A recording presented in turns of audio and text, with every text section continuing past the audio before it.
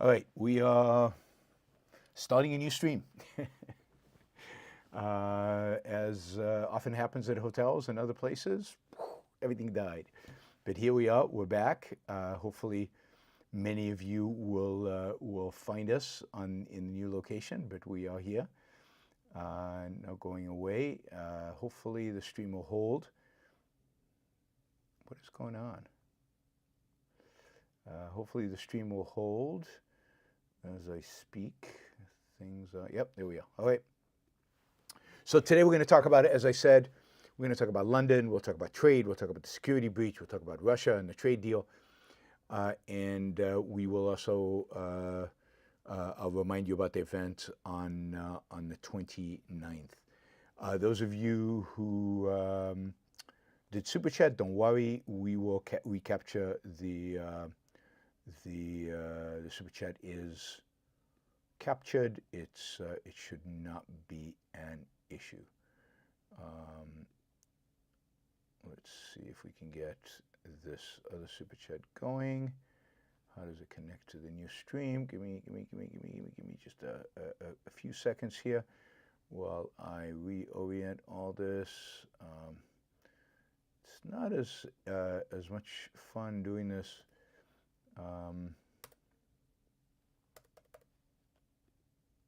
All right, there we go. All right, I think we're good. Okay, so as I was saying, London is a great city, and the challenges that it faces vis-a-vis Islam, which are real, and are manifest primarily in the pro-Hamas demonstrations that you see, and occasional terrorist attacks, stabbings, things like that, which are pretty rare in London. In London, you know, you don't feel on a regular basis. If you're in the center of London, the streets are packed. I'm staying very close to Chinatown. Chinatown is packed. You know, the streets are hard to walk in. There's so many people. If you go up to Soho, Soho is again packed with people. You know, business is ongoing. If you go into the city, or if you go into some of the other areas in London that are more oriented towards finance and business, there's a lot of activity going on there,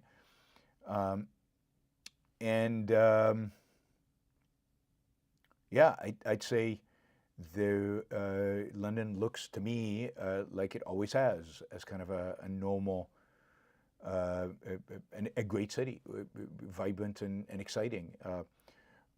As I've said many times in the past, the food scene in London is among the best in the world.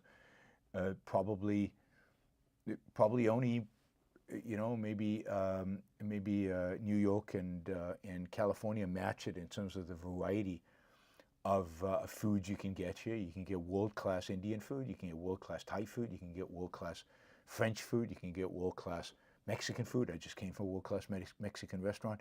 You can get world-class Japanese food. You can pretty much get world-class any kind of food that you can imagine in London. One of the real miracles, I'd say, culinary miracles of all time, and kudos to the chefs who made this possible, is you can actually get world-class British food, which is a contradiction in terms. Usually, it has been for most of the past, but is a reality. You can actually get great British food. Gordon Ramsay's partially responsible for that. A guy named Blumenthal, I think, with the Fat Duck, is responsible for that, and others. And he has a restaurant called Dinner. It's another one, Jeffrey, if you're still on.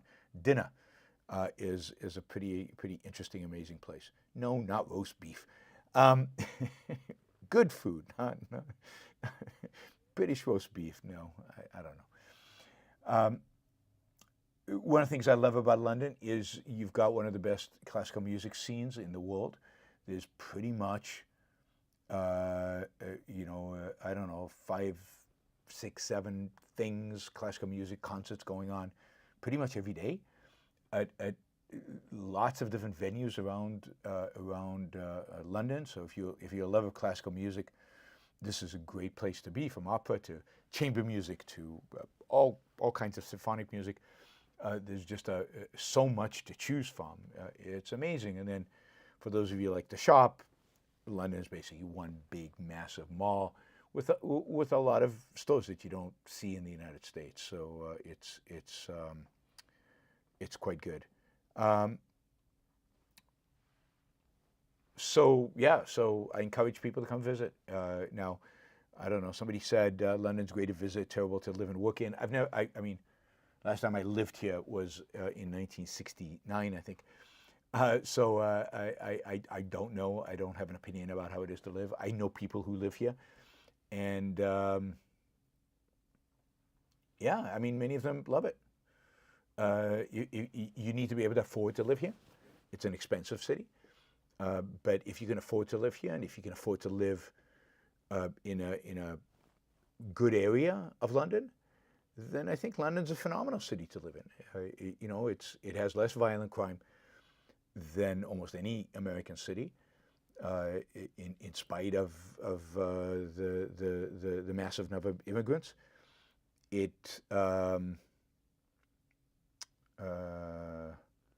Blumenthal's restaurant is called Fat Duck. I said the Fat Duck, didn't I? What did I say? I said something else. But the other restaurant he has, which is in the center of London, Fat Duck is outside of London. The other restaurant he has, which is in the center of London, is called Dinner, and it's very, very good.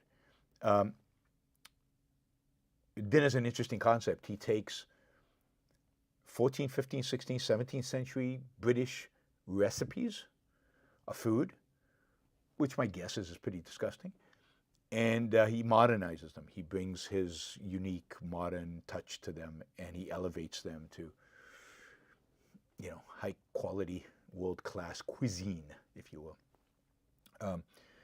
What else can I say about London? Great museums. You know, not the quality of Paris, not the quality of Italy, but still, the National Gallery is fantastic. The Tate Britain is very good. The Victoria and Albert is worth going to, and a great walking city. That's the other thing. I easily do 12, 15,000 steps in London when I visit, because I try to walk everywhere. And even though it's cold and sometimes wet, it's still, you know, it's still great to just walk. Every neighborhood's a little different. You discover little alleyways and little pathways and different aspects that are just a lot of fun and make it worthwhile. So again, encourage people to visit. Don't be intimidated by the news. Don't be intimidated by J.D. Vance, who hates Europe. We'll talk about that later. You know, what's your iPhone? Nobody takes my iPhone. What are you talking about? What's your iPhone in London? I mean, I know places where it's regular that they snatch your iPhone, like Rio de Janeiro, São Paulo, even Buenos Aires. Those places, you know, the iPhone is in my front pocket, and I hold it with two hands, and I'm very, very careful with my iPhone. In London, I wouldn't be careful with my iPhone, right? You know, don't be stupid. Generally, that's true in every city in the world. Don't be stupid. But, you know, I don't think you have to watch your iPhone. Watch your iPhone. It's likely to get stolen by more. All right. I'll believe it when I see it. I haven't seen it. I haven't seen it. I've seen it in these other cities. I know it exists in these other cities. I haven't seen it in London. Is the volume too low? The volume seems fine on my end in terms of all the measures. I can raise the volume if you guys really want. So tell me if that's an improvement for those of you who, yeah, I mean, that should be high volume right there. I don't need to get closer to the mic. I just need to raise its, that's better. Okay, equal to reality says, yeah, volume, another Jennifer says volume fine. Stephanie says it's too low. PZ says volume is good. God, you guys are unbelievably inconsistent. I'm not yelling because I'm in a hotel room, and I have to be careful of, I have to be sensitive to the neighbors. If I jack it up too much, it will, let's see, is there any other place that I can increase volume? That won't affect it. Yeah, it's pretty much maxed out at this point in terms of, but it's a really sensitive mic, so there's and it's really close, so there's absolutely no reason the volume should be low. All right. Again, don't worry about iPhones. Don't worry about whatever you hear about London and everything. In the center of town, you are pretty good. You're pretty good. I'm not saying that bad stuff doesn't happen. Pickpocketers don't exist. Of course they do. I won't say that people don't get their iPhone stolen. I'm sure some people do, but no worse than any other city in the world. Indeed, quite a bit better than most cities in the world. All right. So one of the things I did in London was yesterday. So first, let me talk about something else. I've given out 2 talks in London at schools. Yesterday, it was in a private school in the south of London, Dulwich, and we talked about inequality to about 50 students. And then today, I spoke at an all-girls school in the west of London, and they actually brought students from another all-girls school as well, so about 50 girls in the room. I talk about morality of capitalism, and today was particularly a blast because, God, they were feisty. These girls were not they were not giving in. They gave every single argument you've ever heard against capitalism. They wanted answers. They wanted to know how I could advocate for what I was advocating for. These are all from relatively wealthy families, yet some of them were real socialists. They'd never heard anything like what I was saying. You could tell their professors were like, "No, don't believe this guy." I mean, all their teachers were there. It was, I was in Gutterman, Latimer, and it was a blast. They were so feisty and they were so excited. And the teachers in the end, even though they disagree with what I said, they said, "This is fantastic." The girls this is the 3rd time of me being at the school, but they said, "This is fantastic. Every time you come here, they want to ask questions. They want to keep going. Why don't we do a much bigger event next time, much longer? We'll invite students from a bunch of different schools in the area, and we'll hold it in a big amphitheater, and we'll do a big event with mics, and we'll do something much more formal and exciting." So I'm really excited about that. That'll probably be next year, next spring. But the idea that I might have 100 or more, 200 girls in the room, and be able to, and actually they'll even invite boys from St. Paul's boys. So the opportunity to have such a large audience of high school students, these 11th and 12th grade students, to talk about capitalism, to talk about the morality of capitalism, fantastic. And the teachers are so gung-ho. They're so excited. Again, not because they agree, but because the students are getting so excited by hearing about this and wanting to challenge it, and it gets them thinking, right? That's exactly what I always say. My goal at the end of the day is to get people thinking. I don't want people to just mouth, what I have to say, and in no way is any hour presentation that I do going to be all convincing. What I want to do in an hour presentation, or in a half an hour presentation, a 10-minute presentation, doesn't matter, is to get them thinking, curious, look me up, but more importantly, look Ayn Rand up and go read an Ayn Rand book. That's the goal, right? The goal is to make them curious about these ideas that are causing them to think, and go find the source. So yesterday and today, got a couple of more schools to do. Actually, on Thursday, I'm going to Oxford to another private school in Oxford, so that should be a lot of fun. And then Friday, I'm speaking at a local think tank, the Prosperity Institute, about Western civilization. But yesterday afternoon, I spoke at the House of Lords. House of Lords is part of the Parliament. It's the upper house of Parliament. There's the House of Commons, which is like the House of Representatives in the United States, and the House of Lords, which is like the Senate in the United States, but it's not elected. They're appointed. And there are a lot of them. There are about 1,000 lords. About 1,000 lords. And they don't have quite the same authority as the Senate does. They're limited to voting only on particular types of bills and only particular types of issues. I was invited there to give this talk by Daniel Hannan, Lord, I should say, Daniel Hannan. He invited me, and he invited other people, other lords who might find what I had to say interesting. And the topic that he wanted me to talk about was trade. And generally, while I'm here in Britain, the one thing that's on people's minds right now is trade. They are bewildered by what Trump is doing. They don't understand it. They kind of get, okay, you want to put pressure on the Mexicans. What do you have against Canadians? I mean, they just are bewildered by by what he's doing and by his rhetoric. And then, you've got April 2nd coming up next week, where all these reciprocal trade deals are going to be announced, or trade tariffs are going to be announced. Although, if you listen to what's coming out of the administration, every day we hear something a little different about what we can expect on April 2nd from Trump, how radical, how extreme he's going to be.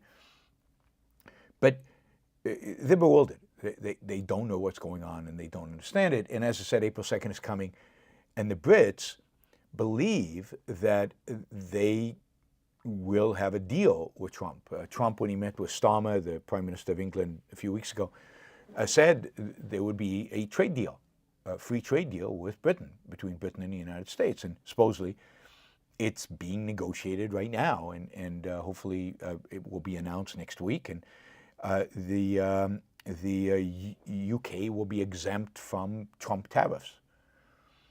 So they wanted me to come and speak at the House of Lords to these lords about my sense of what's going on with Trump, with tariffs, with trade, and whether I thought that there was a good chance that the UK would actually get a trade deal, that there would actually be a deal, a free trade deal between the United States and the UK. So I gave them a short presentation, about 15 minutes, about my views on trade and Trump.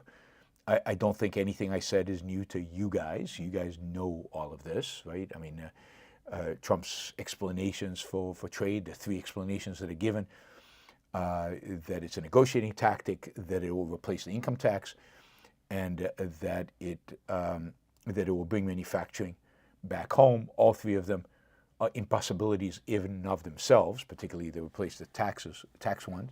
They're all impossibilities. And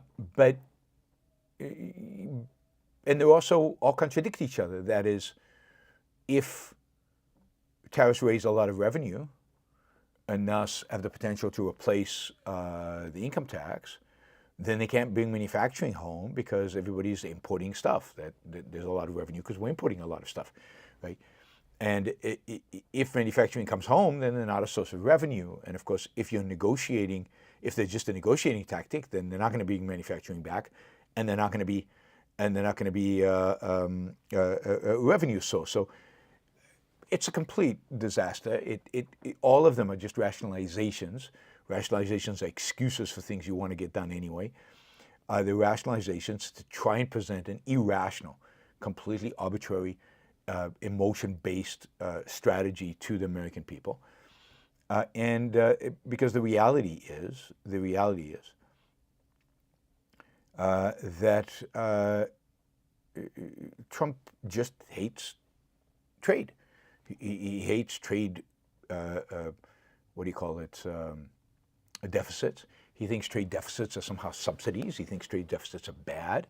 He thinks trade deficits should be eliminated. He thinks other countries are screwing us. He views trade as a zero-sum game, and that the United States always loses from the game. So Trump is completely and thoroughly irrational when it comes to trade. There is no rational explanation for what he does, and I explained that to people. And I said, I don't think there'll be a trade deal with the UK because I think Trump is too erratic and too anti-trade to actually come to a decent deal. There might be some temporary pausing of tariffs for something, but there won't be a deal. And if there is a deal, it's not going to be very good. And I said, even if there is a deal, what does that mean? Because the reality is that the United States has a deal, a real deal, a deal that Trump negotiated with Canada and Mexico. NAFTA 2.0 that Trump negotiated in his first presidency. And he doesn't care. He doesn't care one iota. There's a deal, and now there isn't a deal. Now he's blown it all up, and he's putting tariffs on them. So even if you have a deal with Trump, it's meaningless because the guy doesn't abide by his word. He doesn't stand by deals. He doesn't care, and he is his motivations are completely irrational and they're impossible to predict.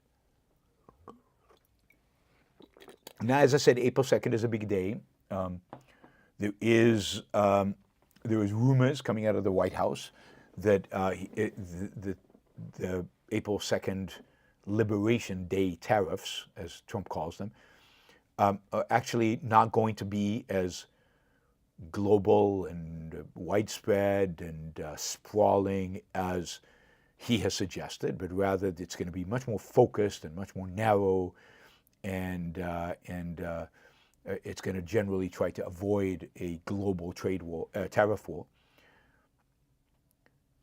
But that's, who knows what that means? That's what people are saying right now. Now, it could be that his economic advisors have basically told him, if you go all out with the trade war and you go all out with tariffs on April 2nd, you've seen what what stock markets have done, and the market will decline. And I think Trump and certainly his advisors are very sensitive to what the markets might or might not do.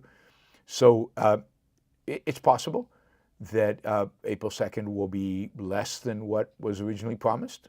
We can hope that he doesn't go all out and destroy, or try to, not destroy really, because tariffs, but it could, cripple to some extent the global economy by imposing tariffs. Let's hope that more rational voices kind of talk him off the ledge, and that the tariff, whatever they are less substantial than what he's promised. In the meantime, the reality is that the whole attitude to trade on a global scale has changed.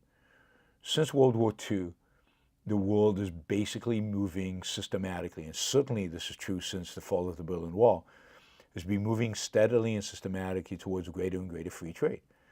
The reality is the tariffs have been dropping throughout the world. And the tariffs, as of pre-Trump, have been at some of the lowest, maybe the lowest rates they've ever been. And it's been a global phenomenon. China's been lowering tariffs dramatically.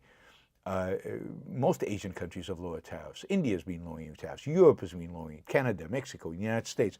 There have been trade deals. There's the Pacific trade deal, which Trump refused to sign, that the United States was supposed to be a signature to and refused. All those Pacific countries, from South America to Mexico to Vietnam and Philippines and Malaysia and Indonesia, all those countries are part of a relatively free trade deal. All of these deals have lowered tariffs dramatically. And the consequence of that has been dramatic economic growth over the last 40 years. The consequence of that is the rise of Asia as a major economic success story, the eradication of poverty in large parts of the world, and major economic growth in the United States. So the consequence of getting rid of tariffs, of a reduction of tariffs and a reduction of trade barriers more generally all across the world, has been an absolutely positive phenomenon. And yet, with Trump and all the Trump talk, with the perspective that the way to deal with China and China's civilizational threat to the West is through tariffs, so the Biden administration in Europe and Canada have all put tariffs on China, we are slowly seeing a retreat, a significant retreat from the trend, the tendency towards a free trade that has dominated economies, again, since World War II. And I think this is a great tragedy. It's a great tragedy in terms of our quality of life. It's a great tragedy in terms of our standard of living. It's a great tragedy in terms of the opportunities for production and success and improved standard of living, and in every material dimension of our lives, we are worse off for increases in trade barriers, and yet trade barriers across the world are increasing significantly. And it's not just tariffs; it's flat out bans on sales. It's all kinds of restrictions. I mean, I'll give you an example. We don't have high tariffs in the United States on importing baby food from Europe. You just can't import baby food from Europe unless the baby food from Europe gets FDA approval, even though baby food from Europe has the approval of European regulatory agencies equivalent to the FDA, who are just as rigorous as the FDA. And yet we require the baby food to coming into the United States to get reapproved by the FDA, which means it's way too expensive for them, so they just don't come. So if you remember, was it a year or two ago, when one of the baby food factories in the United States had to shut down, there was a massive baby food shortage in the United States. Prices went through the roof, and a lot of parents could not find their babies' baby food. In particular, babies who are allergic to certain things. I mean, it was a real crisis. And the solution would have been easy: import baby food from Europe. Europe has high standards, all the same kinds of baby food we have in the United States, and yet that was impossible because of trade barriers in the form of regulations that are not explicitly trade barriers. So there are a lot of ways in which you can stop trade other than tariffs. Yesterday, Trump did something that I think is without precedent. It's a new one. It's called a secondary tariff. A secondary tariff. He basically said yesterday that any country that buys oil from Venezuela, could face a 25% tariff on trade with the United States. Any trade with the United States. So basically, this is a form of penalizing anybody who buys oil from Venezuela in order to penalize the Venezuelan economy. Now, you could think, oh, he's doing this in order to weaken the Maduro regime so that maybe one day Venezuela can be free. No, of course not. That's not Trump. Trump would never be motivated by something like that. Freedom, God, that has nothing to do with Trump's motivation. The reality is that he is trying to put pressure on Venezuela to accept deported criminals from the United States to be able to ship them, well, deported Venezuelans, not just criminals, illegal immigrants in the United States, to be able to ship them to Venezuela. That's his motivation. And putting a tariff on all these other countries, if they buy oil from Venezuela, there's a way to do that. By the way, the biggest buyer of Venezuelan oil is China. He's already raised tariffs on China. So it's not clear if there's another 25% on top of the already existing tariffs from China. I mean, the stuff that you buy is going to go up in price really, really high soon, pretty soon, because we import a lot of stuff from China.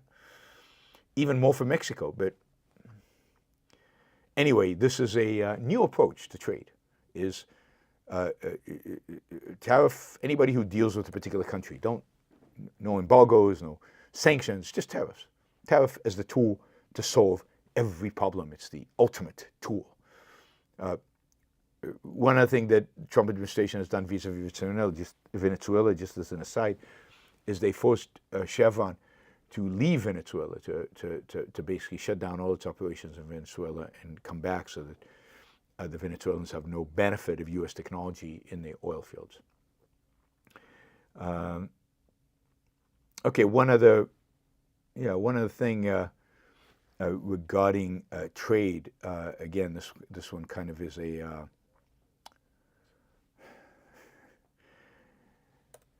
a new one. All right, so the Trump administration is proposing to impose a levy. This is not a tariff, it's a levy.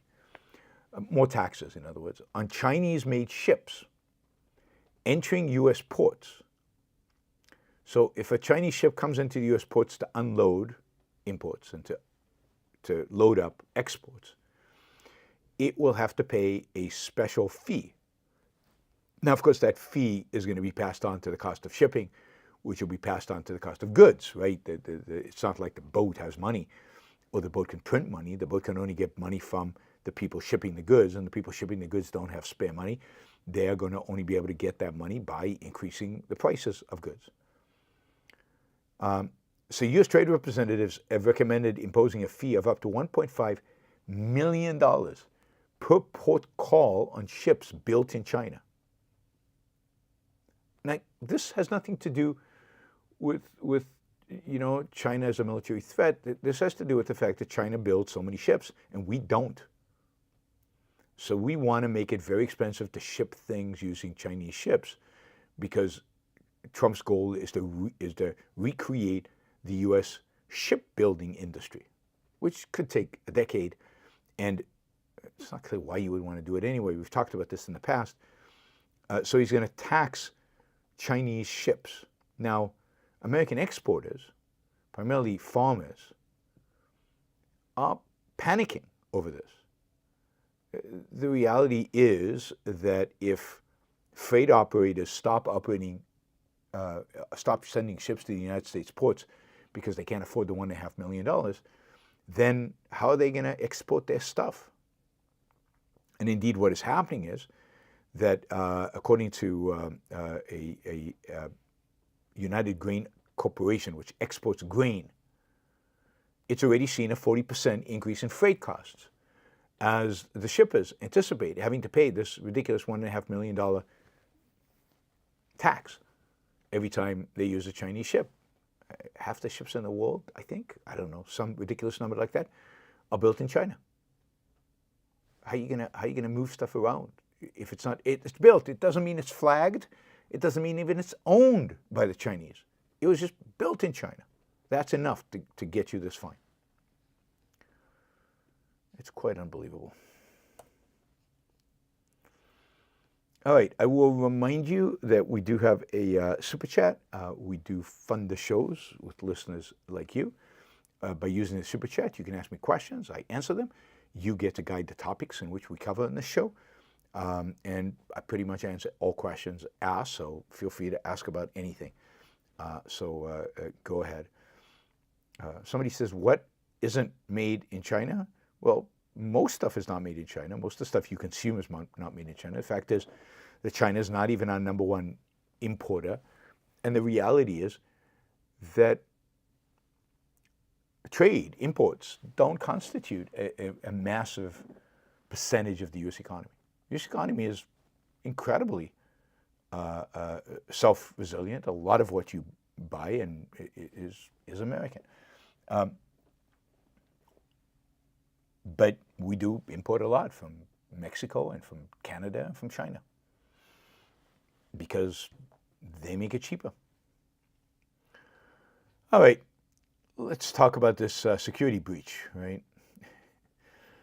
This somewhat comical. It turns out that before the U.S. attacked the Houthis in Yemen, there was a meeting to discuss the attack and to finalize the final elements of it and the exact timing of it.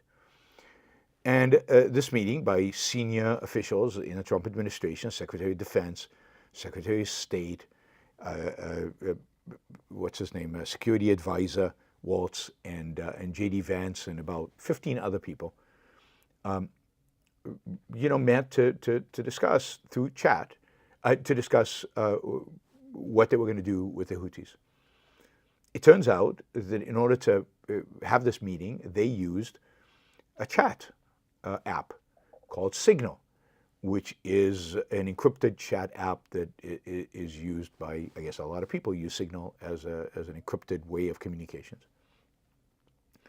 Now, clearly this is against protocol. That is, U.S. officials are not supposed to use a civilian chat program to communicate about important government business. There are secure protocols, there are security mechanisms, there are secure software and audio and whatever that they can use in order to have these meetings. A lot of people believe that signal has already been breached, that the Chinese and Russians probably can read signal messages. And yet they chose to use signal. Now, what I find, we'll get to the breach in a minute, but what I find truly, I don't know, truly, just, it pisses me off to no end, right? So, over the last few years, bankers who have used like private chat and software to communicate about work have been fined hundreds of millions of dollars, these are banks, for these private chats, because according to regulation, every communication that you do as a hedge fund, as a bank, has to be documented. It has to be saved forever, basically, at least 5 years. Every piece of communication. And so it has to be email, or it has to be some work chat thing, like, I don't know, Teams or Slack. And if it is Teams or Slack or email, then the records of that have to be archived forever, basically. Now, if bankers do this, they get prosecuted. If they use WhatsApp, or if they use Signal, or they use chat, or if they use Messenger, or if they use anything, they, really harsh penalties. But our national security team, the team that is talking about real secrets, now it's okay for them to use commercially available apps that the Russians and the Chinese might have breached. It's just unbelievable. Now then, when they created this group on Signal in order to talk about the pending attack on the Houthis, for some bizarre reason that nobody completely can articulate yet, they included in that group the chief editor of the Atlantic magazine. Not exactly a friend to the Trump administration, but it doesn't matter, friend or foe. Somebody who is a journalist. And he was part of a conversation. Oops, are you guys still there? Everything good? He was part of this conversation that had to deal with when exactly and why exactly they were going to basically attack the Houthis in Yemen, including the exact timing of when that would happen. He was privy to all of it. Which is just stunning as a breach of security. I mean, the amount of incompetence that we're talking about here is truly amazing. Truly amazing. I mean, the administration is saying things like, it's no big deal. No secrets were disclosed. Really? I mean, the timing of the attack was disclosed. The journalists knew exactly when the attack was going to happen. But more than that, the whole discussion about why attack, the fact that certain members in the government were against the attack, we'll talk about that in a minute, all of that was disclosed. All of that was not public information. And yet, they disclosed it to Jeffrey Greenberg at Atlantic magazine, who then published it, as he should. He did not, he redacted, supposedly, the name of a CIA operative that was mentioned on the call, on the chat. How is the name of CIA operative disclosed by the director of the CIA? Not secret information. And then director of the CIA and Tulsi Gabbard, the czar of all intelligence, get pulled in front of Congress and they say, nothing interesting happened here.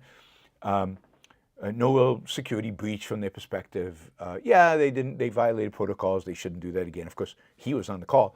They shouldn't do that again. And but nothing significant was disclosed. It's just unbelievable how bad of a security breach, how stupid this is, and again, the fact that they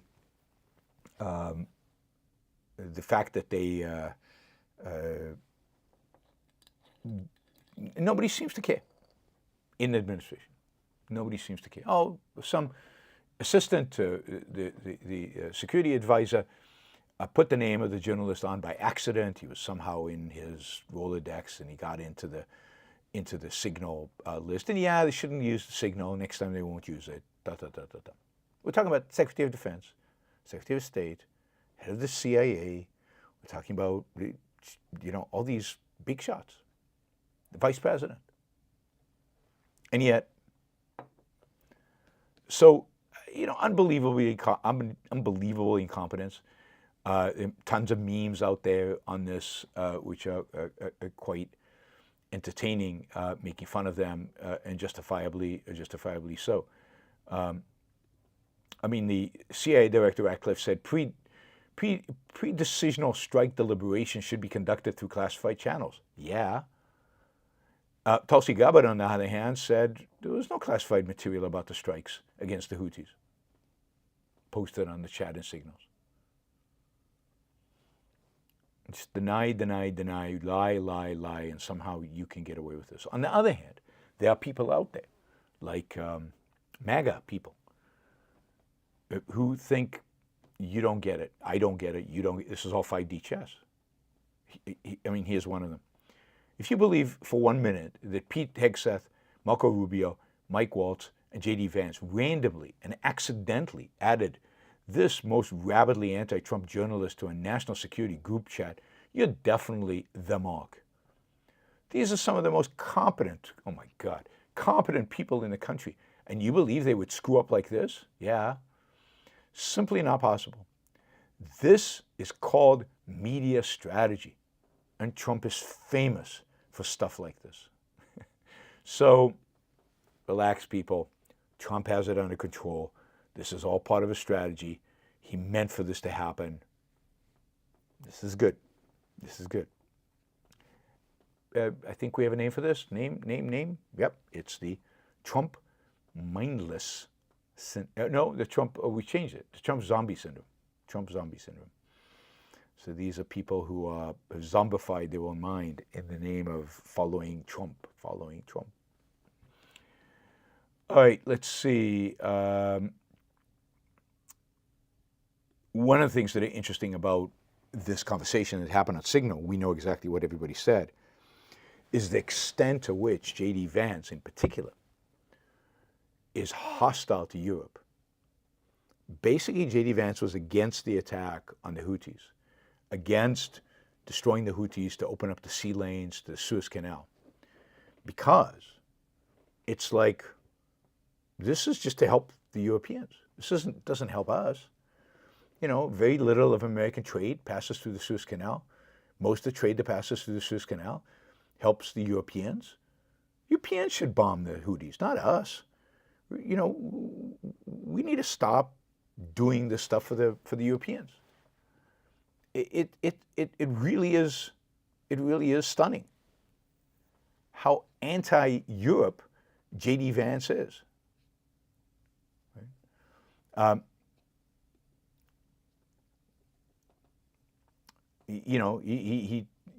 He writes, I just hate bailing Europe out again. Let's just make sure our messaging is tight here. And if there are things we can do up front to minimize risk to Saudi oil facilities, we should do it. And then Hegseth says, I fully share your loathing of the European freeloading. It's pathetic. But Mike is correct. This is Mike Waltz. We are the only ones on the planet on our side of the ledger who can do this. Nobody else even close. Question is timing. I feel like now is a good time, as good time as any, given POTUS's directive to reopen shipping lanes. I think we should go. But POTUS still retains 24 hours of decision space. This is somebody else writes, as I heard it, the president was clear, green light, But we soon make clear to Egypt and Europe that what we expect in return. So they want Europe to pay for this. They want the Egyptians to pay for them.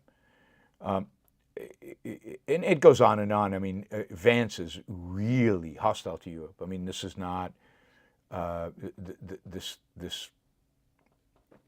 I mean, he shows this constantly. Again, he wrote, 3% of U.S. trade runs through the Suez. 40% of European trade does. There's a real risk that the public doesn't understand this or why it's necessary. Like bombing the Houthis. This is real. You know, no American lives at stake, nothing, right? But he does not want to do anything that benefits the Europeans. Of course, he doesn't understand trade. He doesn't understand that by securing the trade lanes all over the world, the United States makes American standard of living, quality of life much higher. He doesn't understand that by allowing free trade through the Suez Canal, the United States is dramatically better off because its trading partners are better off, and if its trading partners are better off, then it is better off. There's a viciousness to their hatred of Europe, and it comes across best in the conflict with Russia. Russia are the good guys because Russia is anti-Europe. Ukraine are the bad guys because Ukraine is on Europe's side. Europe is the proxy for the left, and Russia is proxy for religious conservatives, and they love Russia. And Vance is vicious when it comes to this. I mean, this guy, I mean, the more I read about him, the more it's obvious to me that he is unbelievably dangerous. I think much more dangerous than Trump because he's much smarter than Trump, and he's ideological versus Trump, who's not. So, you know, Trump will never be dictator because he has no ideology to rally the people around. Vance or Vance-like people, and they're only going to grow, their number will only grow, are ideological and can rally people around an ideology, and they are unbelievably dangerous in the long run. So this disclosure is really interesting in terms of that. Hatred for Europe, extort Europe, and ultimately protect the Saudis. We need to protect the Saudi interests.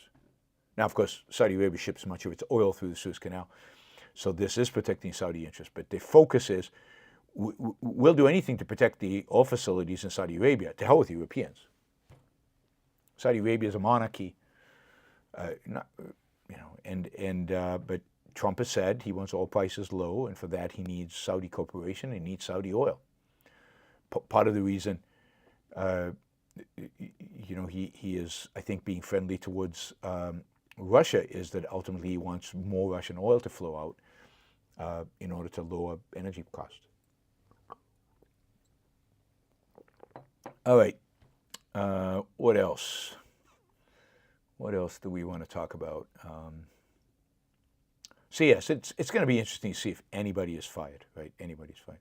Here's just a good illustration of just the complete nuttiness of people today. This is Joe Rogan, right? Joe Rogan says, I won't be at UFC 315. I guess that's the competition. I don't go to Canada anymore. I'd rather go to Russia.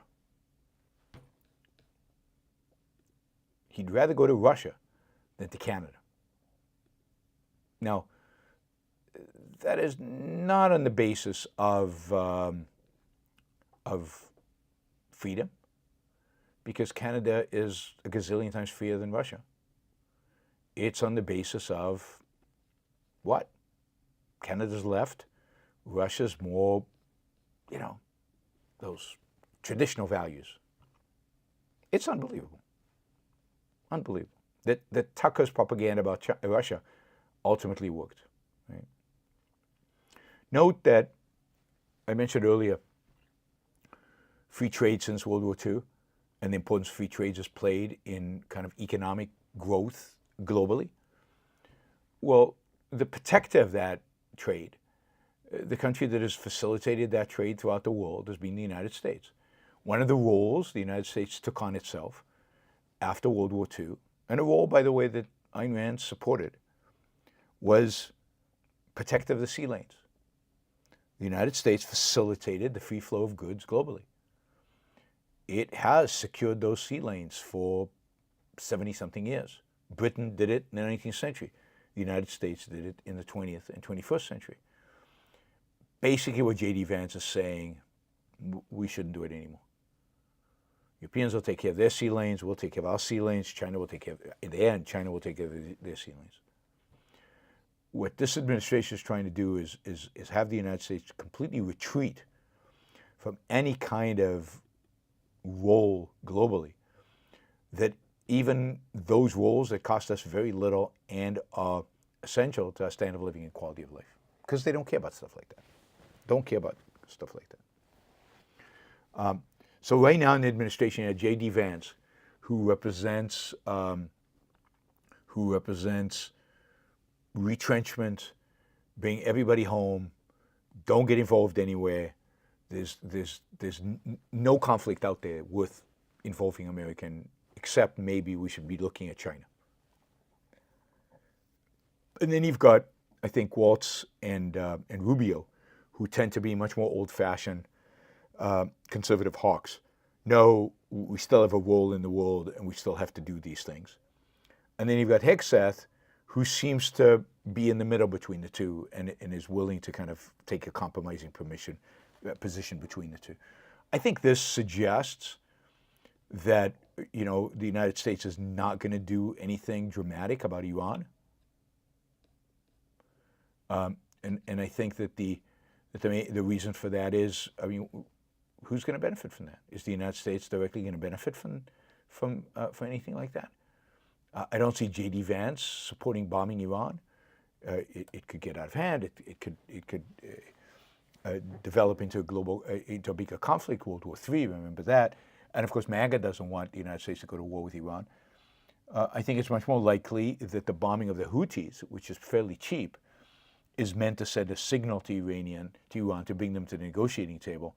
And as I've said from the beginning, I expect Trump to push for a deal with Iran, just as I expect Trump in the end to push for a deal with Hamas, guided by whatever the Saudis want. The Saudis don't want a war in Iran. The Saudis don't want the complete destruction of Hamas. And I think at the end of the day, the administration is much more beholden to the Saudis than they are to the Israelis. So if they stab Israel in the back, I, for one, will not be surprised. Okay, finally, there have been negotiations in Saudi Arabia, unsurprising, about the fate of Russia-Ukraine war.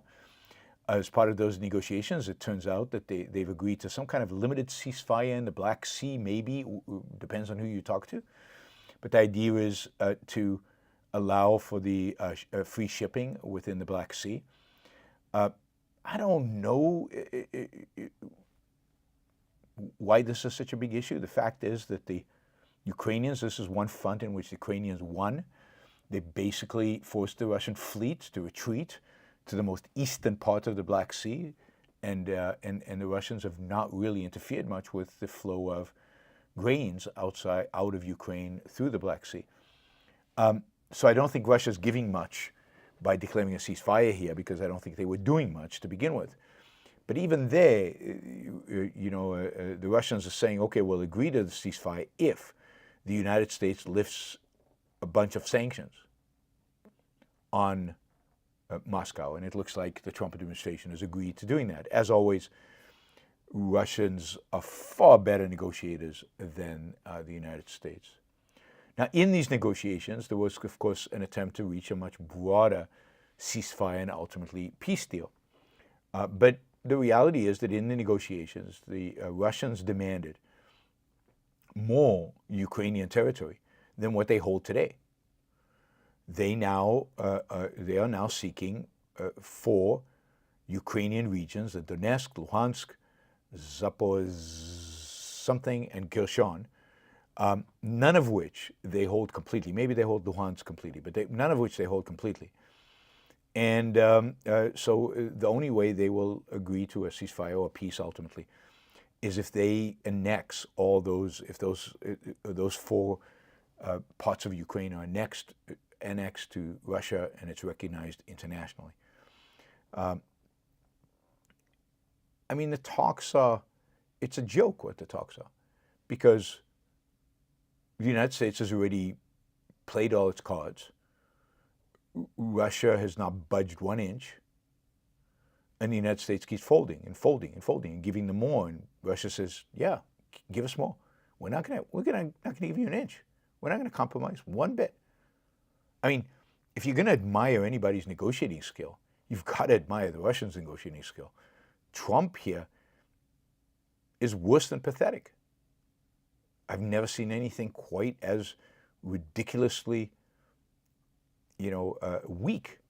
weak as what Trump is doing here with negotiating with Russia. So this ceasefire over the Black Sea is meaningless, and over broader issues, there is no agreement. No agreement. All right, let's call that the news for Tuesday, March 25th. And we will go now to your questions. I will remind you all that, let's see what is going on. I'll remind you all that you can use the Super Chat to ask questions. We've got a goal for each hour. We've already passed the first hour. Didn't make our goal in spite of Wes's $100 here, which are pretty amazing. Thank you, Wes. We still haven't made our goal. We're about $21 short of our $250 goal for the first hour. Of course, we're into the second hour, which has has another $250 goal, so a total of $500. So please consider supporting the show. You guys make it possible. Also consider subscribing, liking, sharing. Liking is the easiest of all these things. And becoming a Patreon monthly supporter of the Yaron Brook Show. Please consider doing that. All right, let's turn to our Super Chats. Super Chat is still open, so you can still ask questions. And we will go for as long as you guys ask questions. Wes. The tribalism seen with the security breach is crazy. If this happened to Biden-Harris administration, people defending Trump would be calling for people to be fired. See how Hillary was talked about years ago. Absolutely, there's no question. I mean, if this happened under Biden, oh my God. I mean, they would be calling, them all stupid and senile and not in control, and they don't know what they're doing, and anti-American, and they should fire the whole national security team, and everybody should be gone. And the same people who would be doing that, Wes is exactly right, exactly the same people who would have been doing that if it was Biden or Harris, are now going, oh, it's no big deal, nothing really happened. It was a mistake, but it's not a big deal, and nobody needs to be fired, and nobody needs to be gone. There are rumors that people within the White House want Waltz, the national security advisor, to be out, and possibly he'll be forced to resign. It was one of his people who put in the journalist's name. Sadly, Waltz is one of the few marginally, slightly, better people in the national security team. Generally, this national security team is one of the worst we've ever had, ever. I mean, it's a national security team that loves Russia, that hates Europe, that hates Ukraine. It's a national security team that kind of has a clue that China's a threat, but doesn't quite have a strategy about what to do about it.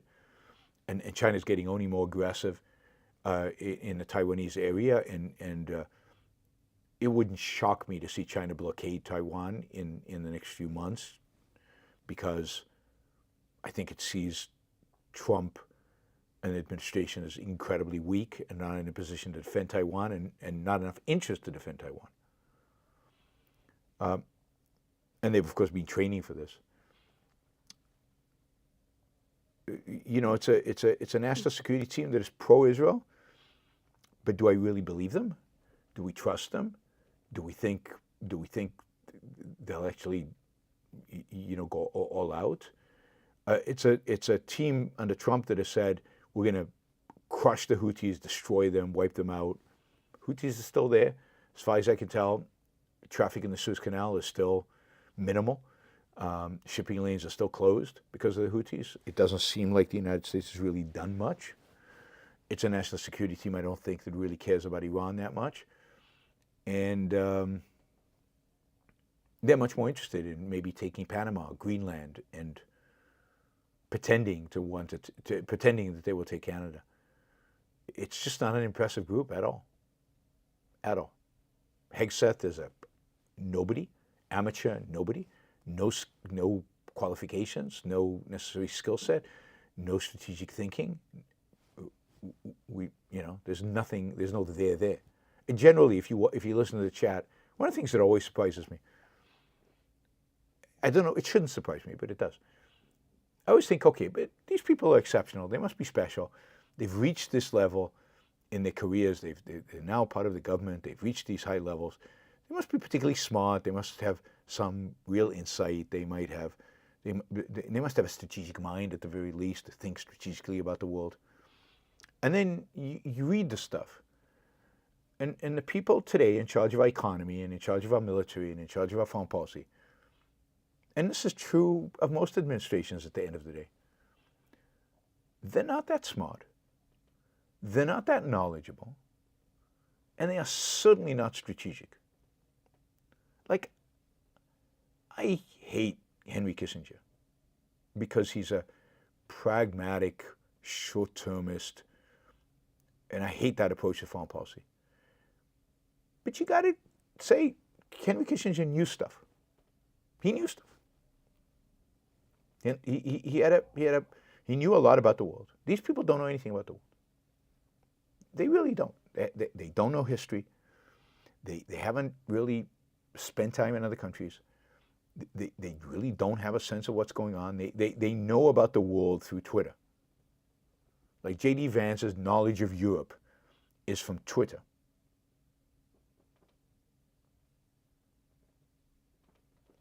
It's not from experience.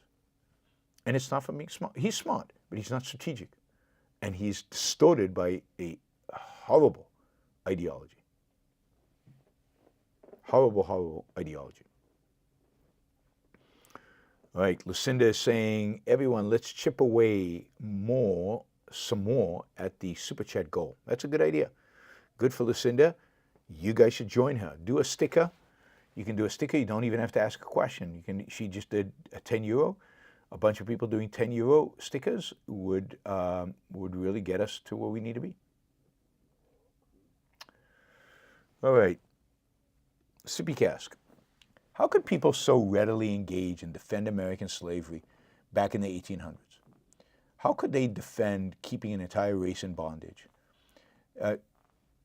denying them their dignity and basic liberties? It's hard for me to grapple.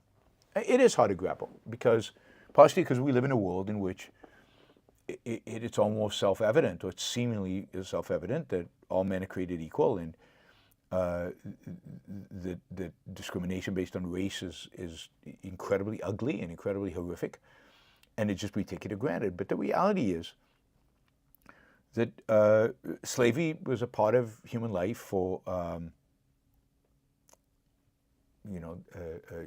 forever, really, since the beginning of history, or at least the beginning of history. Slavery's been a part of life. Violence generally against other people is not being really excluded. What is disappointing and surprising is that, given the Declaration of Independence and given the attitude of America and the principles on which America was founded, it is surprising and it is disappointing that they could still hold on to slavery in spite of all of that. Many of them, particularly in the South, viewed blacks as subhuman. They rationalized it as they need our protection. They can't be free. They can't be let out. It's all they know.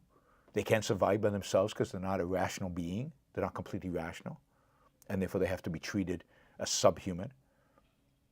Some of them just rationalized it in terms of economic pragmatism. We can't survive economically without the slaves, people in the South. Um, they found biblical justifications for it. They also found a variety of different collectivist justification for it. The state needs slaves because, again, economically, it makes it better. Now, all of those are rationalizations. At the end of the day, they really did view them as subhuman. They really did not take seriously the ideas that they themselves articulated in the Declaration of and in the Constitution of the equality of man and the dignity of man and the rights of man. The idea that individuals have rights. They didn't take that seriously enough. And, maybe some of them thought, look, to get rid of slavery right off the bat, we'd have to have a civil war, and the American project is more important to move it forward than to risk a civil war around it right now. But yeah, at the end of the day, all rationalizations, and a black mark on the founders and a black mark on America. There's no question about that. Sumkashkosa said, if slavery and ancient human evil could be mostly wiped out, perhaps we have hope in wiping out altruism. Yeah, I think we do have hope in wiping out altruism. It's just a matter of time, and keeping the flame alive, keeping the good ideas alive, the positive ideas alive. Jennifer, we had really good beef at the Savoy on the Strand. Have you ever been there? I don't think I've been at the Savoy. I've walked outside of it. I've been on the Strand many times. I was on the Strand today, but I don't think I haven't eaten there. No. Evan, the encryption of Signal group chats is considered very secure.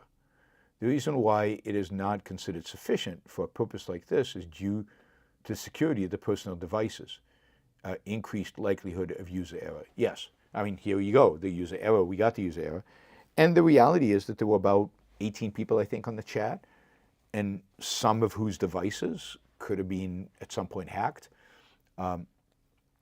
So yeah, Signal has about as encrypted as a service as anybody else, as exists out there. But the whole idea of, because it's a commercial application, because it's run on your phone, on a personal device, there are many opportunities for those to be compromised. And that's why there's special equipment that is designated for dealing with top secret kind of issues. And there's a protocol. I mean, it's not like, oh, shit, we didn't realize this. We should invent a protocol. No, there is a security protocol. They just chose to ignore it. They chose to ignore it. They chose to do what is convenient and what is easy. Use their phones. That's the convenient, easy thing to do, rather than the secure, responsible thing to do. Oyvind, why aren't Israel keeping the settlers under control? They seem to be stealing land in the West Bank. Why allow it? Why not enforce the law? They are leaving themselves open to criticism and bad PR.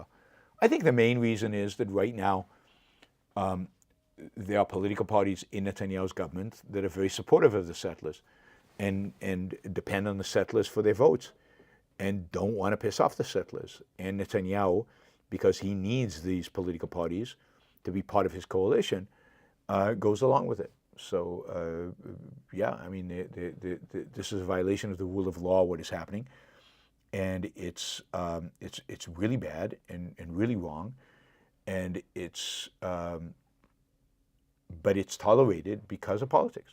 Much of what Israel does, much of what Netanyahu does, whenever he does it, is driven by political considerations, i.e. considerations of maintaining his power versus what's good for Israel or what's right or what's just or what's any of those considerations. Oyvind, is this not an easy fix? The actions of the Israeli government seem very lackluster, and what actions do they think they should take Could you give your insights and elaborate? Yeah, it's definitely easy to fix.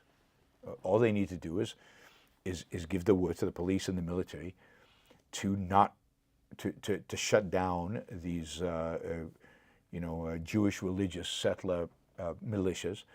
They need to arrest the people involved in these violations of rights. They need to arrest them, make examples of them, examples that the rule of law is set, put them in jail, punish them.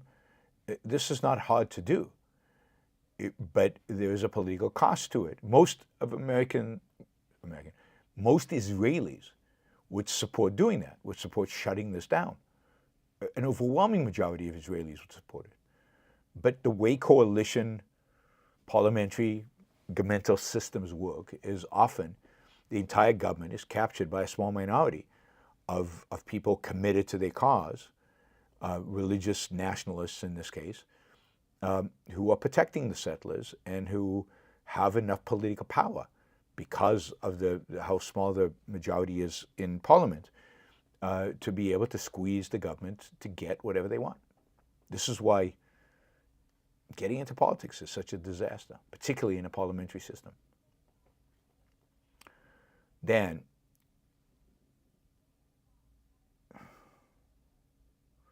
is Bibi breaking the deal for his own gains to stay in power? Seems Israelis not happy with him. Enjoy London. I don't know that Bibi's breaking a deal. What deal? The deal with Hamas? There is no deal with Hamas. There should never be a deal with Hamas. Israel is breaking the deal because Hamas will not actually. I mean, it was always obvious that the deal was not sustainable, because the fact is that Hamas, is not going to give up the hostages. Hamas is not going to give up power, and Israel will not allow Hamas to maintain its power within the Gaza Strip. So there is no deal to break. There should have never been a deal. And once there was a deal, it was obvious that after phase 1, which was completed, there was not going to be a phase 2 or phase 3. There was nowhere to go with it. So Israel is doing it because I think it has no choice.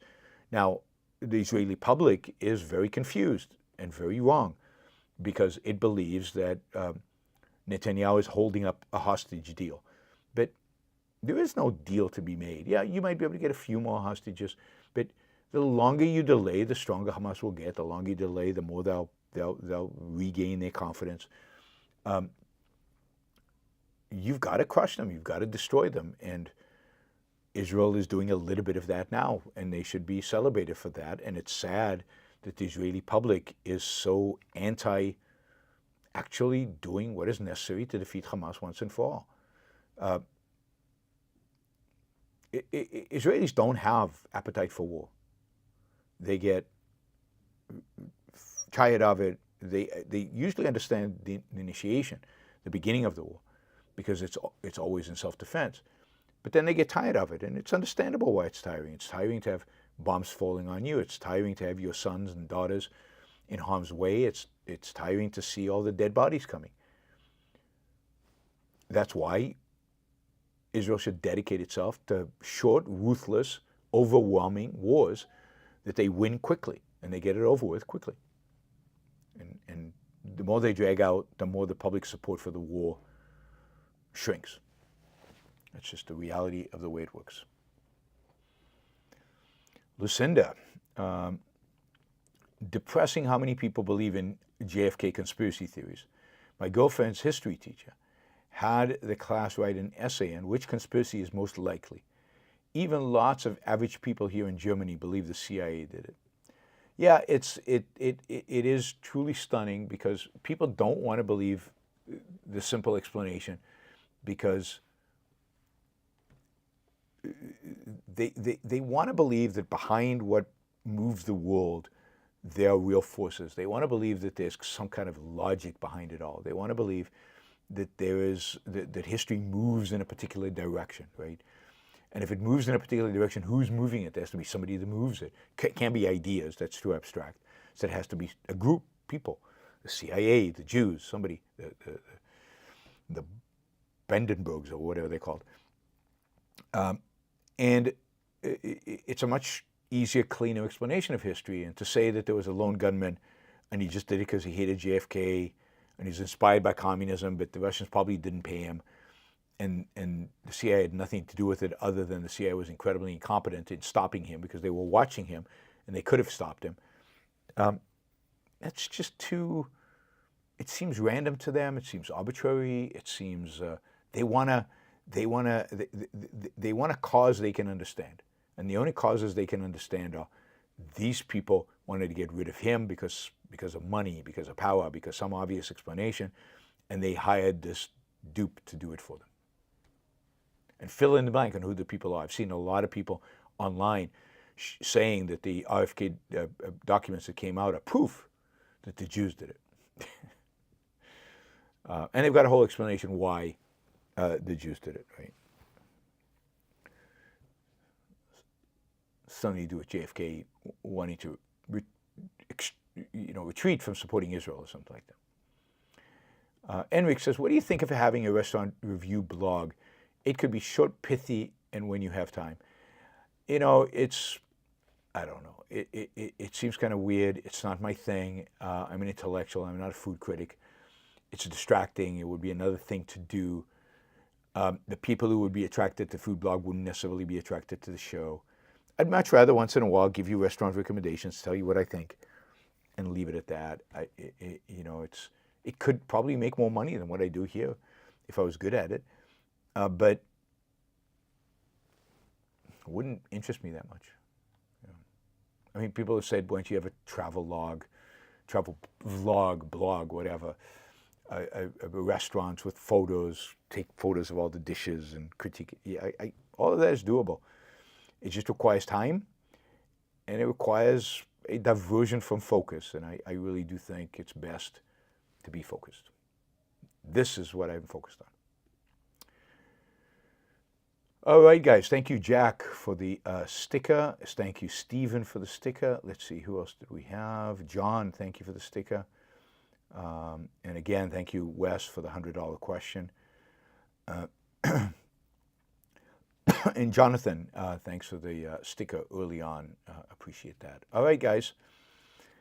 Thank you. These shows while I'm traveling will probably be a little shorter. It's late here. It's already 10:30 at night.